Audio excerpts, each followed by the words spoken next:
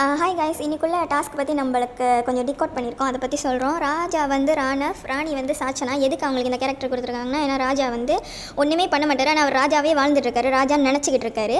So அதனால ராஜா, ராணியும் அதே தான், ஒன்றுமே பண்ணாமல் நான் தான் ராணின்னு நினச்சிட்டு இருக்கிற சாச்சனாக்காக அதை கொடுத்துருக்காங்க.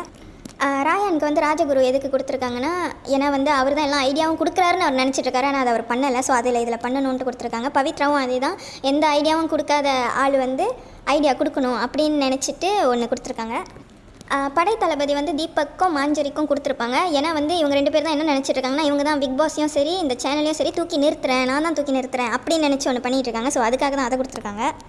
விஜய் விஷாலுக்கு வந்து சமைக்கிற வேலை எதுக்கு கொடுத்துருக்காங்கன்னா, ஏன்னா விஜய் விஷால் வந்து எப்போவுமே என்னென்னா அவர் வந்து சமைச்சிட்டு மட்டும் தான் இருப்பார், கிச்சனில் மட்டும் தான் இருப்பார், அவர் ஒரு சமையல்காரராக தான் இந்த வீட்டில் வச்சுருக்காங்க. ஸோ அதுக்காக கொடுத்துருக்காங்க. தர்ஷிகா எதுக்கு அங்கே கொடுத்துருக்காங்கன்னா, தர்ஷிகா லவ் கண்டென்ட் பண்ணணும்னு சொல்லி விஜய் விஷால் பின்னாடி சுற்றுறனால விஜய் விஷால் பக்கத்துலேயே கொடுத்துட்டாங்க. ஜெஃப்ரி அண்ட் சௌந்தர்யாவுக்கு எதுக்கு